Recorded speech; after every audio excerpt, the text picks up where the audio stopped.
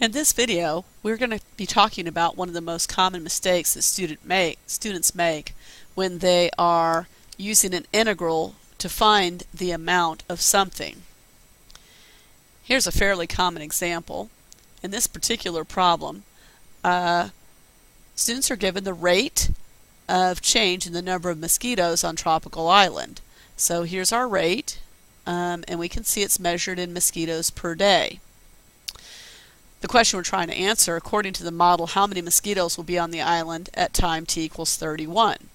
So most students remember that to get the amount of mosquitoes, they need to integrate the rate of change. And we're going to start at time 0 and go 31 days.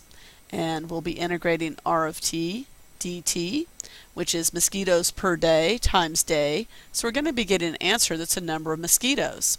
Unfortunately, this would not be the correct number of mosquitoes on Tropical Island at t equals 31 days. This tells us the change in the mosquito population. In order to get the correct mosquito population, you need to take this initial value here and add it.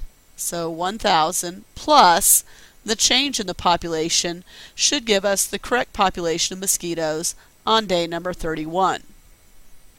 Here comes another example. In our second example, we have two rates that are given. We have a rate that water is pumped into a tank, and then we also have the rate that water is removed from the tank. Notice both of these are measured in gallons per hour.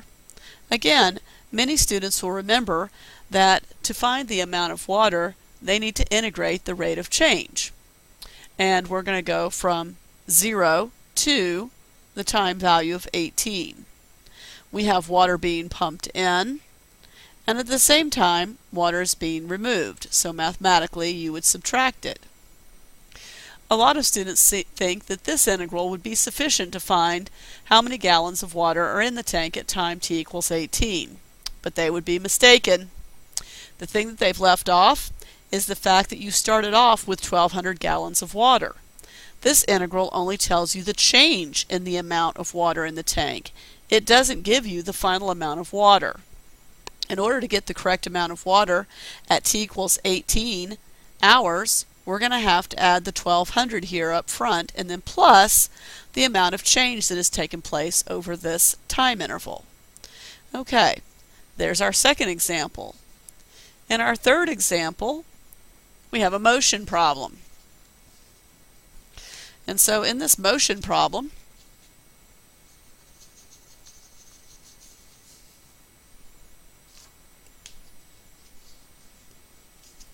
we have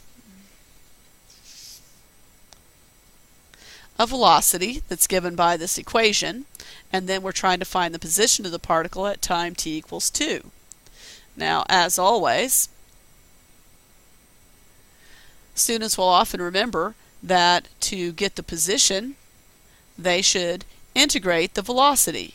So they might integrate from 0 to 2 the velocity, and that will give them the change in position, but it won't be giving them the position itself. In order to get the correct position, you have to use this initial value here. The particle starts off at the position of 8 at time 0. So x of 0 plus integral from 0 to 2 gives us the position at time 2. So we know this position at time 0 is 8. We'll have 8 plus integral from 0 to 2 of v of t dt. Remember that when you're looking for a final amount, it's really important to start with the initial amount. So here's the most important takeaway from this particular lesson. In order to get this final amount,